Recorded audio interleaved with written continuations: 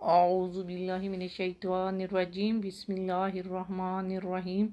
السلام علیکم ورحمۃ اللہ۔ سورۃ المائدہ آیت نمبر 44۔ إنا أنزلنا التوراة فيها هدى ونور يحكم بها النبيون الذين أسلموا للذين هادوا والربانيون والأحبار بما استحفظوا من كتاب الله وكانوا عليه شهداء فلا تخشوا الناس واخشوني ولا تشتروا بآياتي ثمنا قليلا ومن لم يحكم بما أنزل الله فأولئك هم الكافرون۔ بے شک ہم نے تورات نازل فرمائی جس میں ہدایت اور نور تھا، اس کے مطابق انبیاء جو اللہ کے فرما بردار بندے تھے یہودیوں کو حکم دیتے رہے، اور اللہ والے یعنی ان کے اولیاء اور علماء بھی اس کے مطابق فیصلے کرتے رہے، اس وجہ سے کہ وہ اللہ کی کتاب کے محافظ بتائے گئے تھے اور وہ اس بار نگہبان اور گواہ تھے۔ پس تم لوگوں سے مت ڈرو اور میری آیات یعنی احکام کے بدلے دنیا کی حقیر قیمت نہ لیا کرو، اور جو شخص اللہ کے نازل کردہ حکم کے مطابق فیصلہ اور حکومت نہ کرے سو وہی لوگ کافر ہے۔ انا انزلنا التوراۃ، بے شک ہم نے تورات نازل فرمائی، یعنی ہم نے موسیٰ بن عمران پر تورات نازل کی۔ فیہا ہدن، جس میں ہدایت ہے، یعنی تورات ایمان اور حق کی طرف رہنمائی کرتی ہے اور گمراہی سے بچاتی ہے۔ بنورن، اور روشنی ہے، یعنی ظلم اور جہالت، شک و حیرت اور شبہات و شہبات کی تاریکیوں میں اس سے روشنی حاصل کی جاتی ہے، جیسا کہ اللہ تعالیٰ قرآن پاک میں فرماتا ہے وَلَقَدْ أَتَيْنَا مُوسَىٰ وَهَارُونَ الْفُرْقَانَ وَضِيَاءً وَذِكْرًا لِّلْمُتَّقِينَ،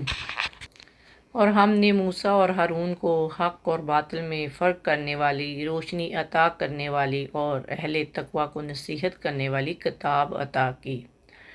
یحکم بہا، اس کے ساتھ فیصلہ کرتے تھے یہودیوں کے جھگڑوں اور ان کے فتابہ میں۔ النبیون الذین اسلموا، پیغمبر جو فرما بردار تھے، یعنی جنہوں نے اللہ کے سامنے سر تسلیم خم کیا، اس کے احکامات کی اطاعت کی۔ ان کا اسلام دیگر لوگوں کے اسلام سے زیادہ عظیم تھا، زیادہ مضبوط تھا، اور وہ اللہ تعالیٰ کے چنے ہوئے بندے تھے۔ تو اس کا مطلب یہ نکلتا ہے کہ یہودی مذہب کوئی الہامی مذہب نہیں، نہ ہی کتاب اللہ میں انہیں یہودی بننے کو کہا گیا تھا، بلکہ اس سے مراد وہ لوگ ہیں جنہوں نے اپنے عقائد اور اعمال میں بہت کچھ شامل کر لیا تھا اور اپنے آپ کو یہودی کہلانے لگے تھے، اور اللہ تعالیٰ نے جو کتاب تورات نازل کی تھی وہ ایک ایسا دستور العمل تھا جس کے مطابق مسلمان یعنی فرما بردار انبیاء خود بھی عمل پیرا تھے، اور ان یہودیوں کے جو تنازعات ہوتے تھے ان کے فیصلے بھی اسی کتاب اللہ کے مطابق کیا کرتے تھے، اور ان کے اپنے متقی علماء اور مشائخ کا بھی یہی حال تھا کہ وہ اسی کے مطابق فیصلے کرتے تھے، جس کی وجہ یہ تھی کہ اللہ تعالیٰ نے کتاب اللہ کی حفاظت کا کام انہی لوگوں کے سپرد کر رکھا تھا۔ یہ حفاظت دونوں صورتوں میں تھی کہ نہ تورات کے الفاظ میں رد و بدل کی جائے،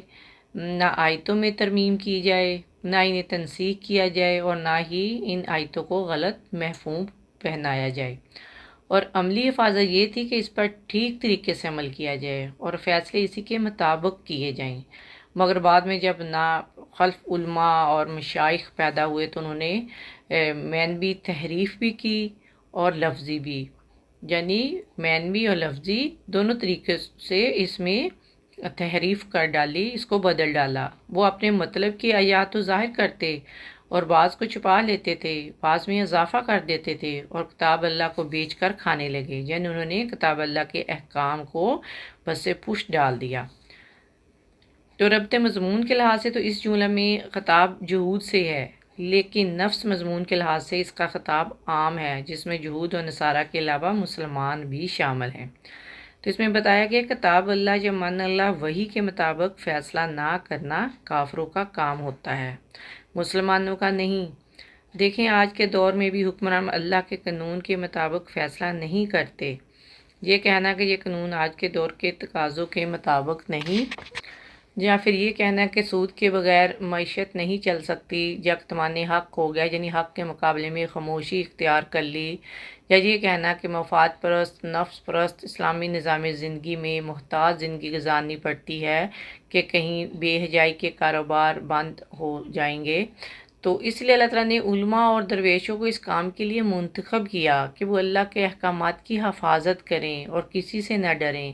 صرف اللہ تعالیٰ سے ہی ڈریں، اور دنیا کے تھوڑے سے مفادات کی خاطر اللہ تعالیٰ کے احکامات میں رد و بدل نہ کریں، اور اللہ کی کتاب کو چھوڑ کر کسی اور قانون کے مطابق فیصلے کرنے کو جائز اور درست نہ سمجھے۔ دیکھیں اس آیت کے الفاظ سب پہ لاگو ہوتے ہیں۔ مسلمان حاکم پر کفر کا فتویٰ اس وقت لگ سکتا ہے جب وہ قرآن و حدیث کا انکار کر کے ان کے خلاف فیصلہ صادر کرے، تو ایسے شخص کے کافر ہونے میں کوئی شک و شبہ نہیں ہو سکتا۔ اللہ سبحانہ وتعالی ہمیں حق اور باطل میں فرق کرنے والی، روشنی عطا کرنے والی اور نصیحت کرنے والی کتاب قرآن پاک پر عمل پیرا ہونے کی توفیق عطا فرمائے، اور ہمیں موت کی تلخی، قبر کی سختی، حشر کی شرمندگی اور جہنم کی گرمی سے ہماری حفاظت فرمائے۔ آمین یا رب العالمین۔ السلام علیکم ورحمۃ اللہ وبرکاتہ۔